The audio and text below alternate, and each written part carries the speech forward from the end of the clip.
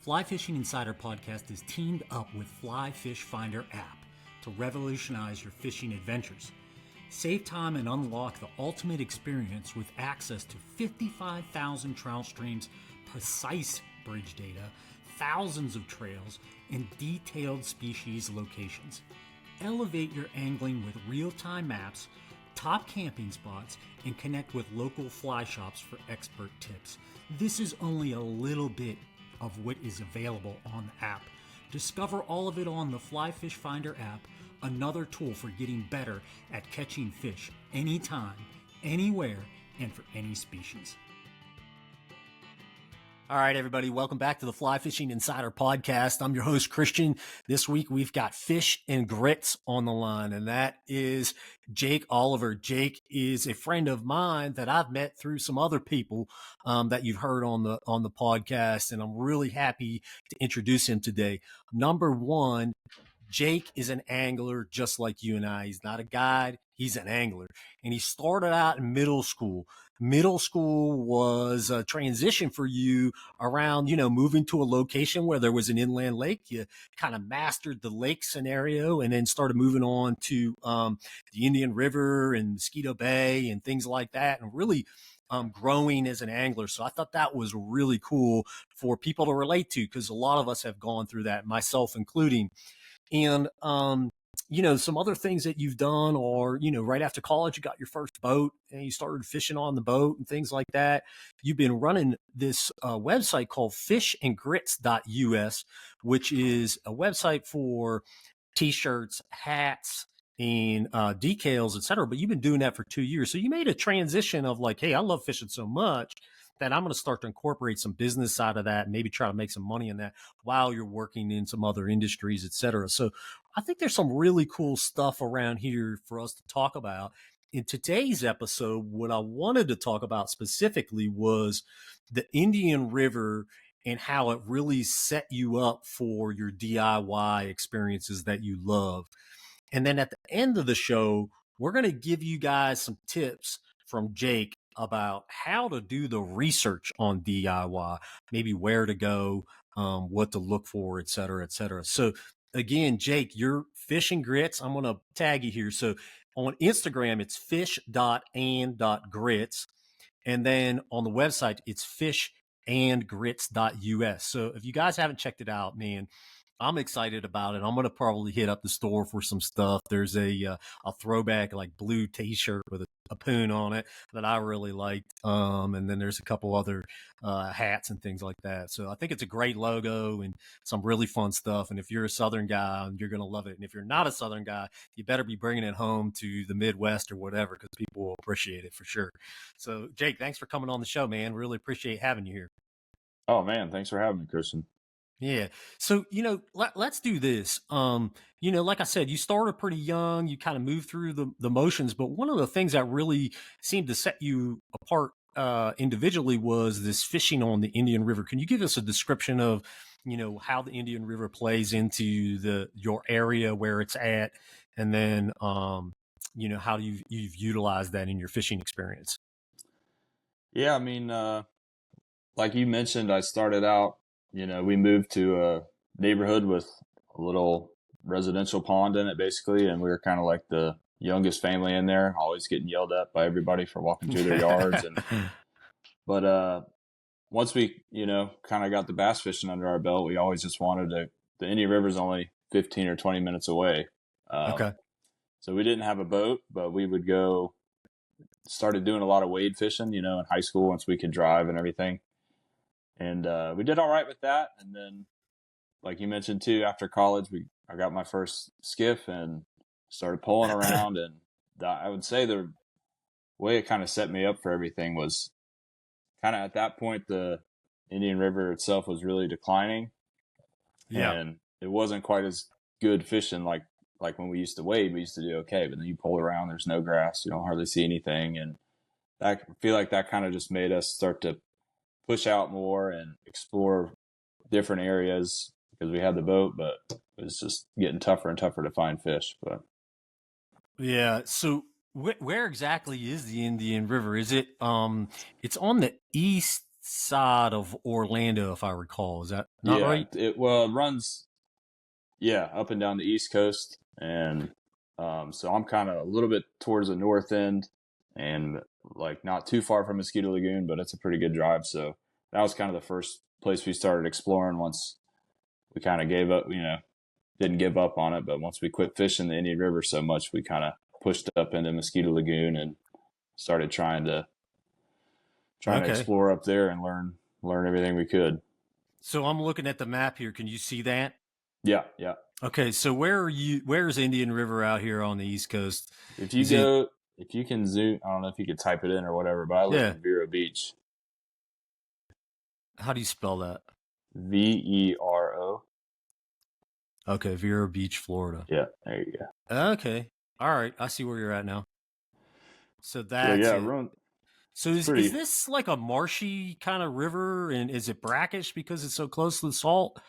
Yeah, it's brackish because it's got a lot of freshwater outlets that kind of Yeah, it canals and does. everything that drain the cities and everything. Okay. But And it does run yeah, north and it's not real. south. It's mostly mangrove shorelines with flat grass flats and stuff like that. Some a little bit of oysters, a little bit of seawalls and docks and all that good stuff. Okay. Very cool. Very cool.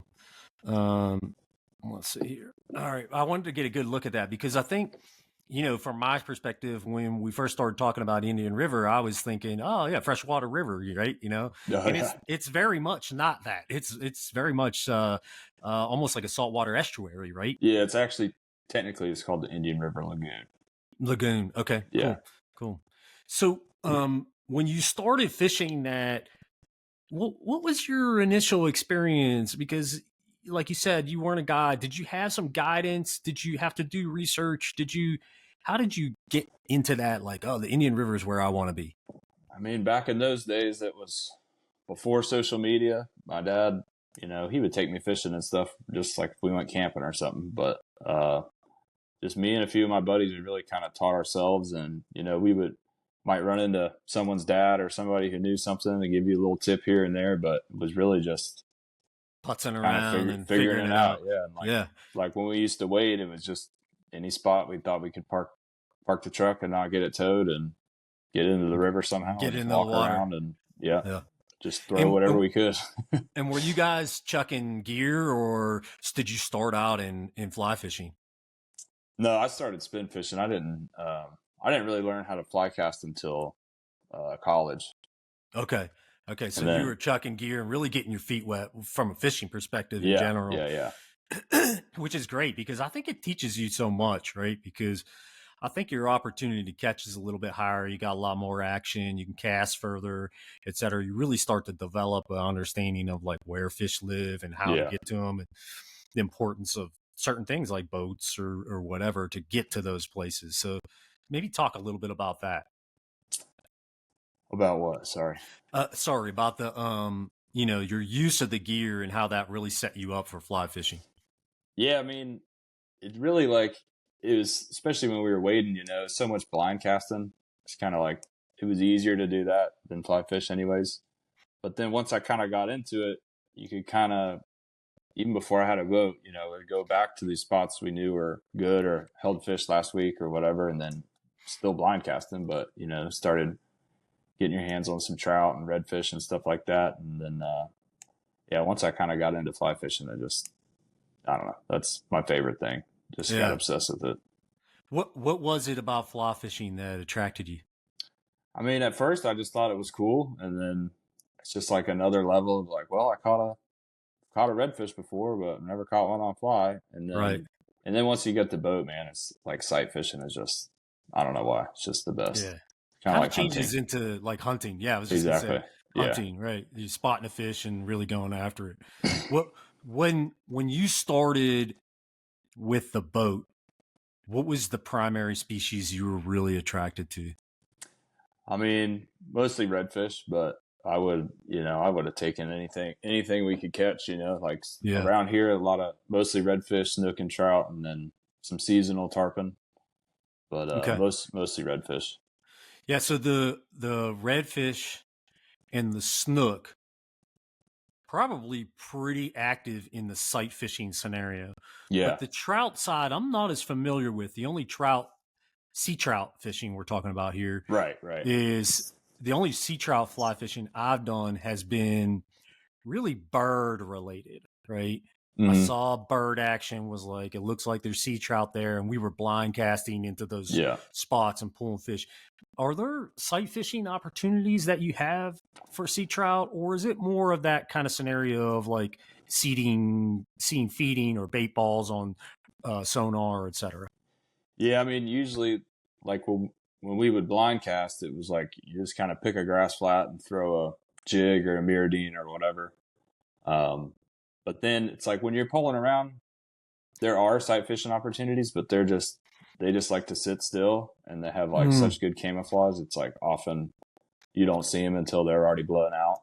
Right. But as you get up to like Mosquito Lagoon, for whatever reason, I don't know why, but it's like it seems like you can get more opportunities where they're just kind of like snaking through the grass or just cruising and eating, and then you can actually have a shot at. And they're usually nice fish up there too. Yeah, so you get some of that like hunting, sight fishing style with those guys. Yeah, you can. That's got to be pretty interesting. Yeah. Yeah.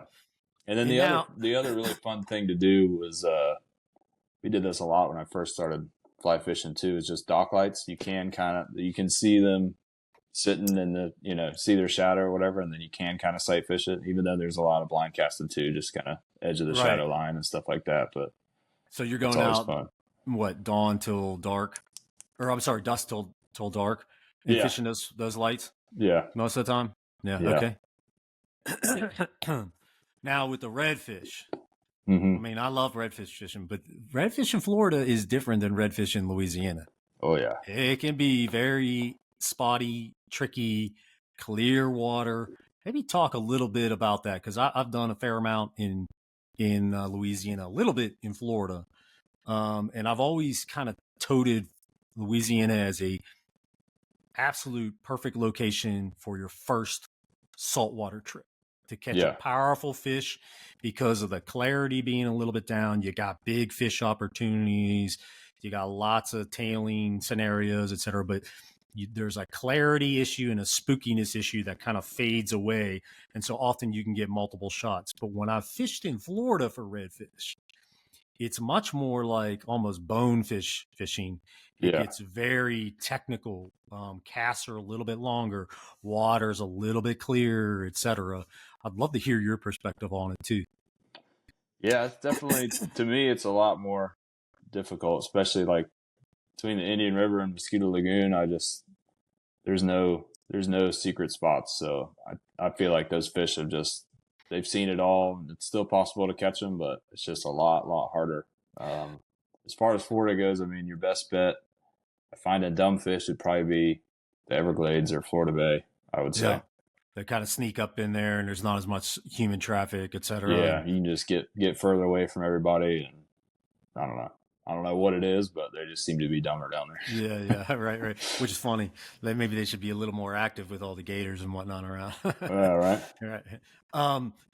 When you're pulling in those tricky situations, or you're rolling through with the boat, what are some of the things that you're really paying attention to be ultra stealth in those scenarios?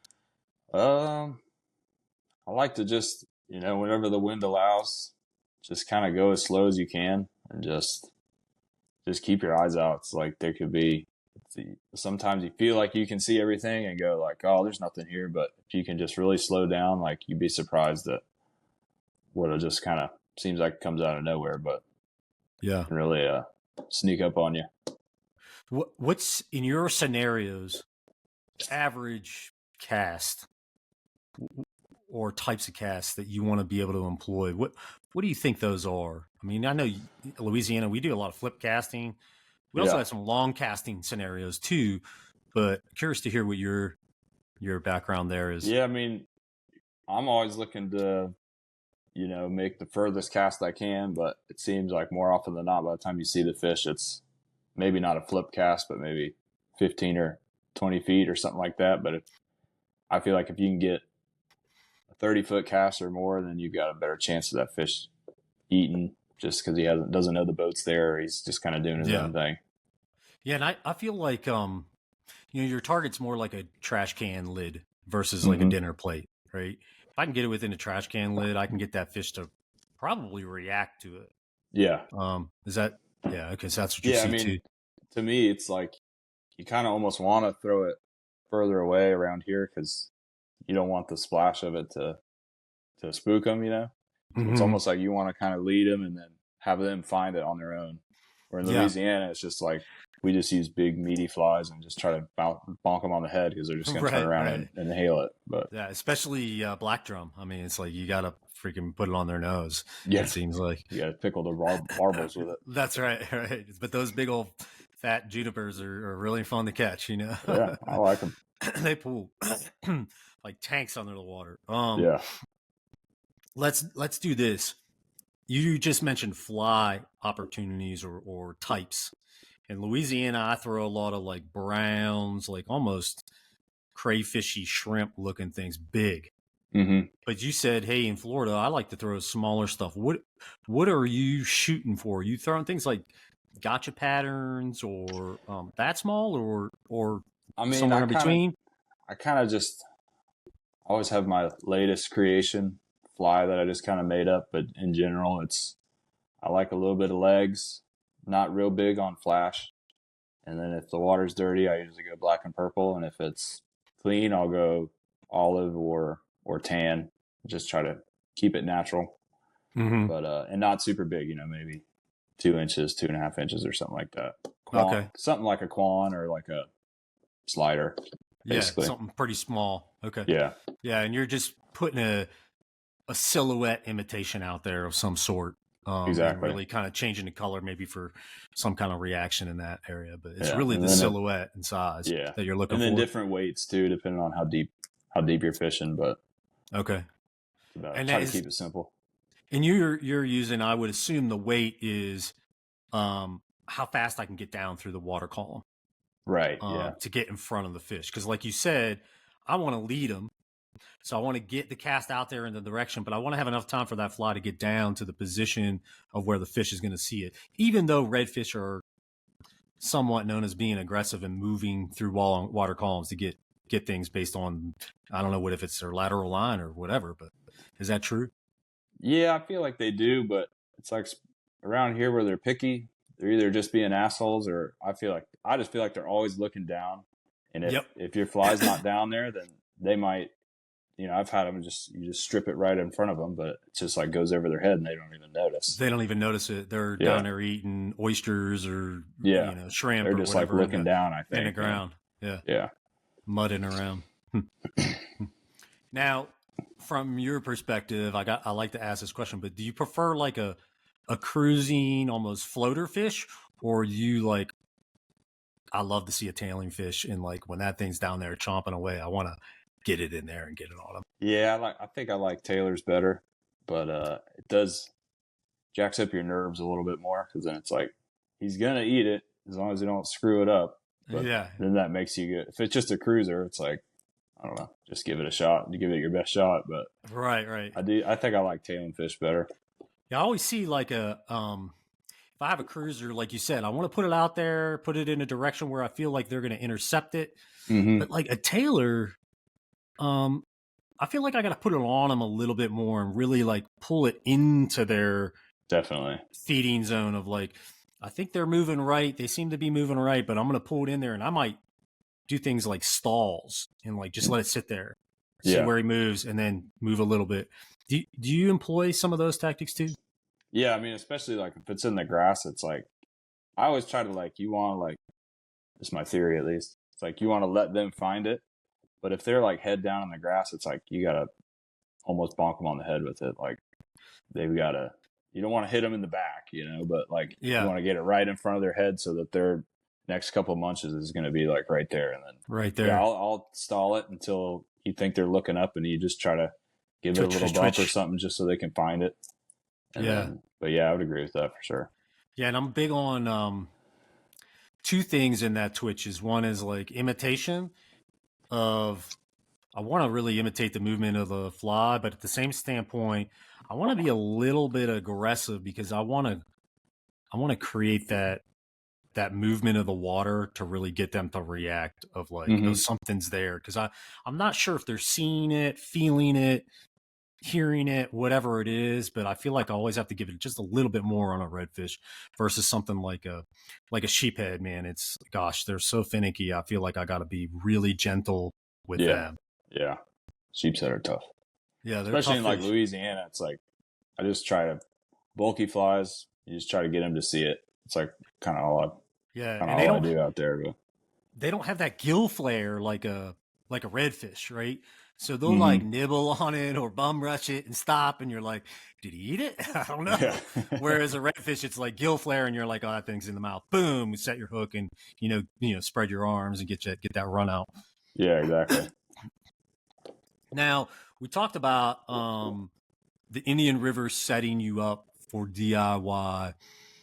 When you went out there and you started exploring, etc., what was it about the Indian River in specific that you felt like really set you up to be in that exploratory mindset of like, I want to check out other areas and go see what else is available? Honestly, like at the time, it was like a lack of fish, and then I kind of felt like I had fished this general area for maybe 15 miles of that river for a long time, and I'm like, I know all the spots.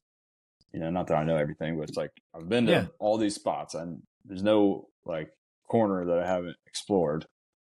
So I'm like, well, let's just go try Mosquito Lagoon, and then knew a couple people up there and kind of get you pointed in the right direction.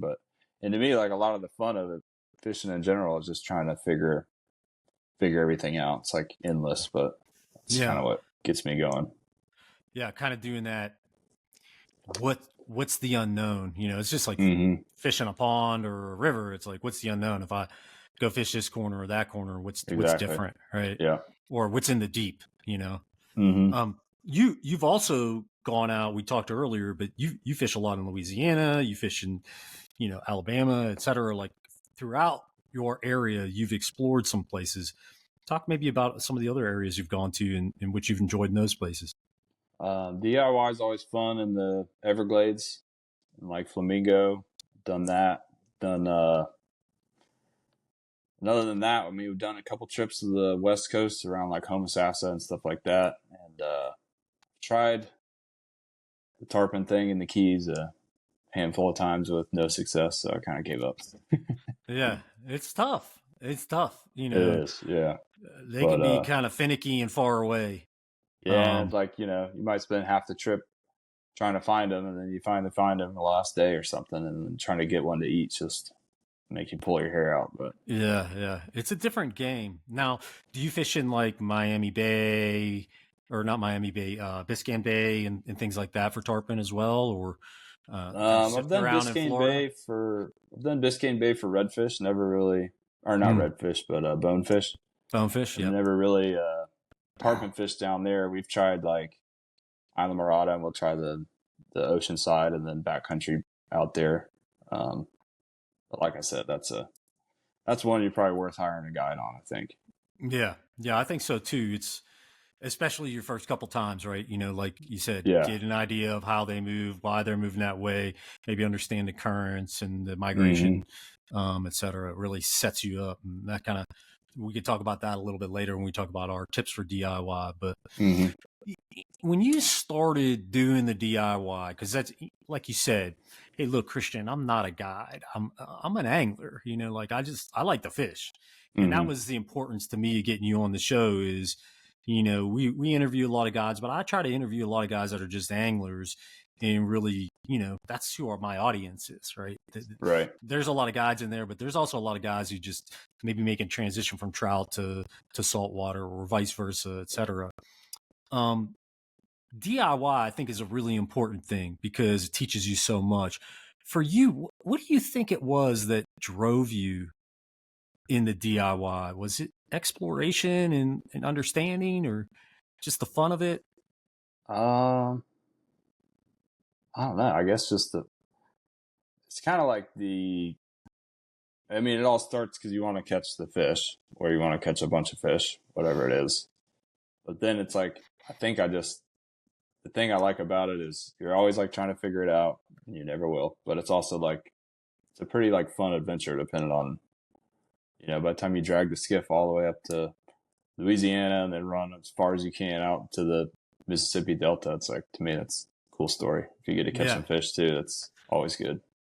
Now, do you have a core set of guys that you like to fish with and, go Yeah, on these kind of adventures with?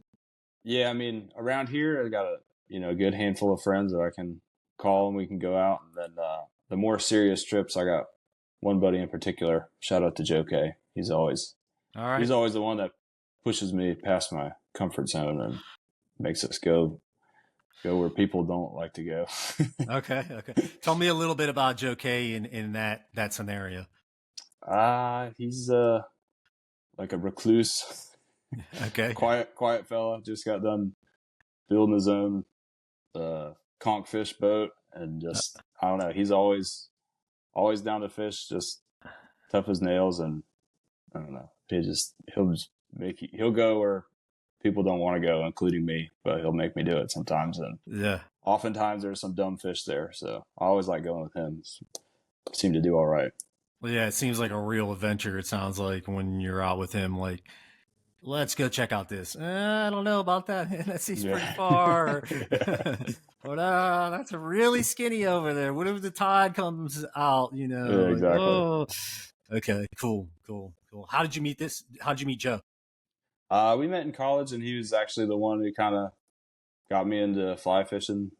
And for whatever reason, I always just like saw it, and I was like, oh, I'd like to learn how to do that when I retire or something. But he's like, oh man, it's cool. And we just sit there and drink beer in the road, and just taught me how to cast. And then eventually we started. He had a boat at that time, and then I got a boat, and then we just, whenever we get a weekend, we try to go do something.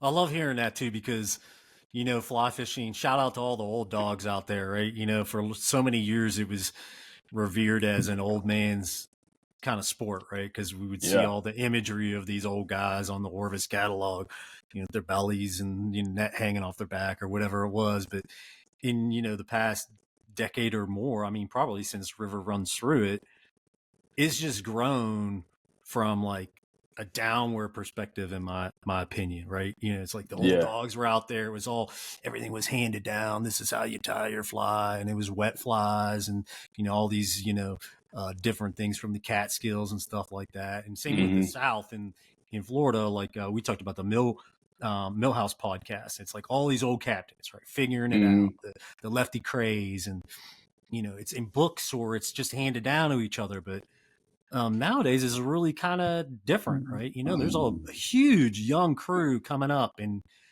I love how you talked earlier about, I just love exploring, right? And I think as a kid, I mean, I remember being a kid in Pennsylvania, and we ran around in the creeks. I mean, these are runoff creeks from the hills around the city, and like we just wanted to explore and catch crayfish and salamanders and see where there were fish in the water, and maybe go try and catch them with pole and string, and super fun. There's something about that exploration that I don't know, as a guy personally, I never outgrew. I just felt like it was always fun, always like what's next, and I remember reading the like the Shackleton books, right? And it's like, man, what an adventure. Like, those guys are crazy, like, can you think about what they did? How awesome was that? And those adventures, like you said, with a close buddy like a Joe, right, who pushes you and who you enjoy that time together. Man, what an experience. This is really awesome to go do that stuff. Yeah, it's good stuff, man. For me, the fly fishing thing, it was those World Angling videos. I don't know if you've ever seen them, but when I saw those, I was like, what the fuck? You can catch a tarpon on that thing? And like, you sight fish it? I was just like, I was like, I got to learn how to do this. I don't know why. Yeah. I was, I grew up in Pennsylvania. I fished primarily gear. I did a little bit of hunting with rifle and a little bit with bow hunting. And to me, fly fishing, my brother had a fly rod. I was not allowed to touch it. And it was probably like a cheap Walmart edition, I want to say like an old kind of Cortland style pre-kit, Probably way worse back in the day, but yeah, I was not allowed to touch it. But one of the things I always liked about fly fishing, even when I started later on in life, was it was a lot like bow hunting. I Mm-hmm. felt like I had to be more intimate, more camouflage, more closer to the target. I had to see it better. It was just so much more intimate in nature for me, and just really appreciated that. And like you said, that hunting style, because I grew up hunting in Pennsylvania, and it was like, you went out at dark with a shotgun or a rifle and sat by a tree and you waited for a deer to come by. Mm-hmm. I thought it was fun, but I also never thought it was hunting. I thought it was like waiting, Yeah. you know. But Yeah. when I started bow hunting, and I started doing more of that, and then when I got into college, I didn't hunt anymore.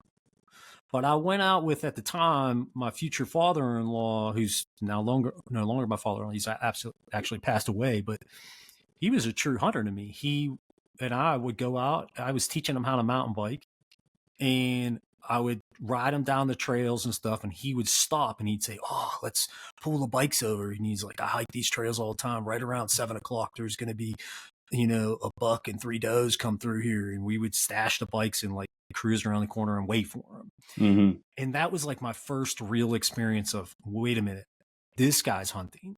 He Yeah. knows where the animals are. He's tracking their time. And then he went back and showed me like all his books and dialogues of like, here's where the times are. Oh, by the apple tree, they come around this time of year, et cetera. And for me, when I started fly fishing, I thought that's where I want to be. Mm-hmm. Like you said, I know Indian River, or I know Mosquito Bay, and I know there's going to be fish around this corner. They come every year, Mm-hmm. and they come this time of year, and the reason they do it is this, et cetera, et cetera. When you fish areas, and I've been babbling along telling my story, but when you fish areas, do you keep diaries? Do you keep, or are they all mental kind of dialogues of like, I like this area or I like that area? Yeah, no, I don't write anything down or anything. It's you kind of get areas you like, and then it's like I wish I knew if they're gonna be there every time, but it's like if it's somewhere I can fish a lot, it's like I'll just get areas I like and then just start hitting those until you find some fish, hopefully. But Right. sometimes you don't. Yeah, let's go up the East Bank and go bam, bam, bam, bam, bam, and then when we come back, we'll do this. And like you said, it can be luck of the draw, right? Yeah, But that, I think through your experience, like your propensity to get into fish is a lot higher when you've seen them there or seen them there multiple times. yeah. Or even you spend half a day pulling somewhere and then you don't see crap. And if you do that twice, then I don't know, maybe it's a mistake, but I usually will just write it off and be like, all right, well, I'm not going to waste time over there today. I'm just kind of like Right, narrow it down. But even right, then, it's like sometimes there's nothing there still. Maybe they're in the spot you wrote off or yeah. whatever. But or there's Are a there? bunch of fish there and you can't get them to eat anything. But I don't know. That's Yeah. why I usually bring some beers on the boat. Yeah, beer Always on the have a boat is backup plan. critical. Yeah, beer is critical. A little happy pipe sometimes. All those little things help out. Yeah. Um, are there certain things you look for too, like wind, for example, like wind direction, wayward side, etc.? Yeah. I mean, if I really like a spot, I'll pull in the wind if I have to. I'm always it's really just if you want to pull in the wind or not. But I'm Yeah. always trying to get out of the wind if I can. But sometimes if it's too calm, it's like almost like a little bit of ripple on the water because I feel like they'll eat a little better. They're just not quite as spooky, but Yeah, a little um, disguise. yeah, yeah. I don't know. I'm always looking for grass. What's left of it?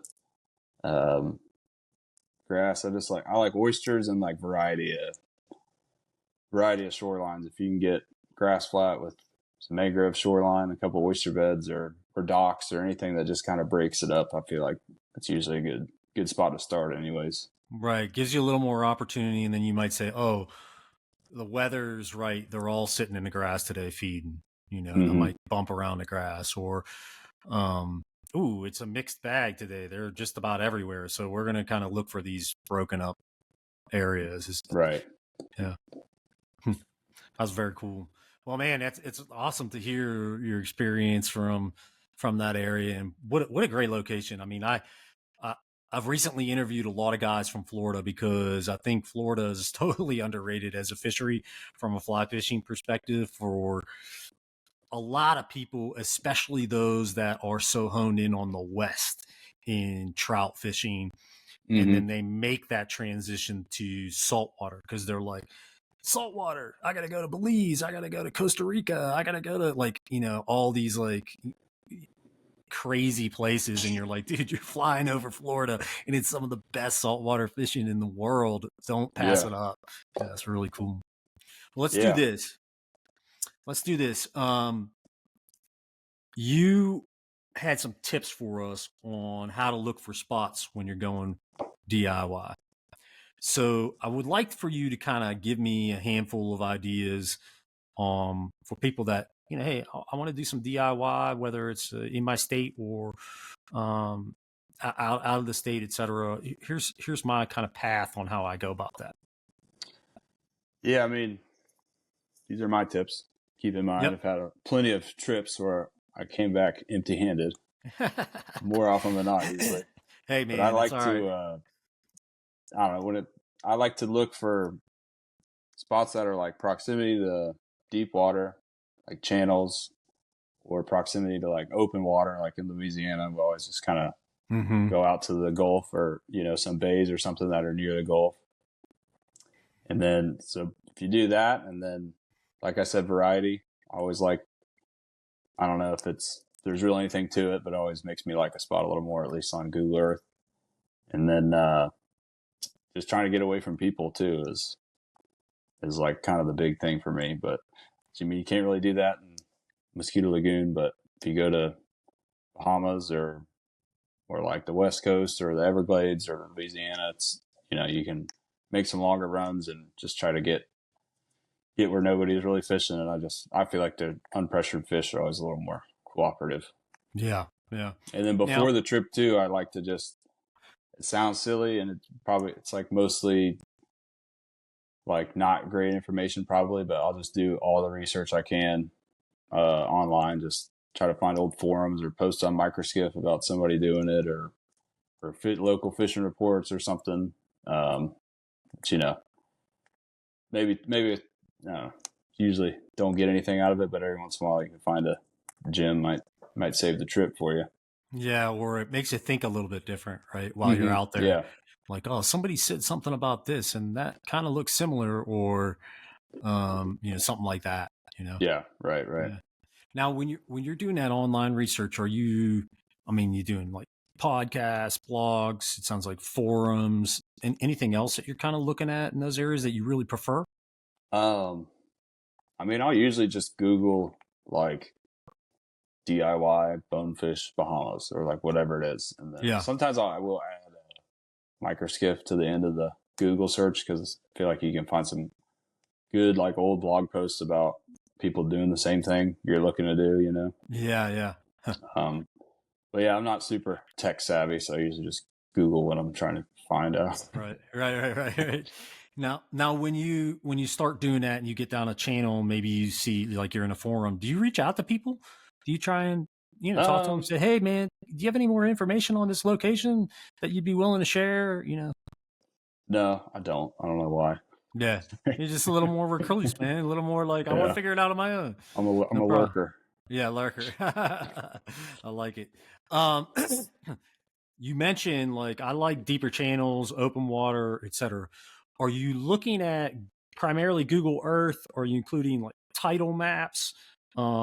Other, No, I usually just Google Earth, and then it's like if we're bone fishing or something, I like to find like a channel, and then just try to find like some flats adjacent to that channel or close to that channel, even if it's like a little pocket. It seems like they like to push up there every now and again. Move But I feel around, like just it's kind of like you at least start there rather than going like way back into some bay that's 10 miles from the I don't know, from the deep water where they're yeah, like, yeah, how did exactly. they even get here, right? It's like they might Yeah. be back there, but I feel like you got better, start at the channel and kind of work your way back or follow them in as you can. Right. Right. Because, I mean, those fish are going and they're spawning and coming back, Yeah. to those areas. So, they don't spawn in shallow water. Hmm. So, you have I think a little bit better opportunity in that as well. Yeah. I would certainly agree with that. Well, Jake, awesome having you on the show, man. I'm really stoked for you being able to get out there and also, creating this business around fish and grits. So, you guys, hey, do me a favor, go help out Jake. He's got some really fun stuff. If you like fishing in Florida or you just like fishing gear, apparel, whatnot, etc., check out Fish and Grits. It's a great logo, fun designs. It's at fish.and.grits on Instagram and fishandgrits.us on the web. If you want to get a hold of Jake, ask him some questions, go to the website. There's a contact page in there. There's a blog that he runs, tells stories about his trips regularly. It's really fun to look at, lots of pictures. And then on the Instagram page, again, fish.and.grits. You can reach out to him, DM him, get to know him a little bit, maybe go on a fishing trip. So, Jake, thanks for being on the show, man. I really appreciate you being here and teach us a little bit about the fishing in your area. Oh man, appreciate it. Thanks for having me. Yeah, you got it, buddy. We'll see you guys next week on the Fly Fishing Insider Podcast. Hope you have a great time out there, wet nets and tight lines. We'll see you. Fly Fishing Insider Podcast is teamed up with Fly Fish Finder app to revolutionize your fishing adventures. Save time and unlock the ultimate experience with access to 55,000 trout streams, precise bridge data, thousands of trails, and detailed species locations. Elevate your angling with real-time maps, top camping spots, and connect with local fly shops for expert tips. This is only a little bit of what is available on the app. Discover all of it on the Fly Fish Finder app, another tool for getting better at catching fish anytime, anywhere, and for any species.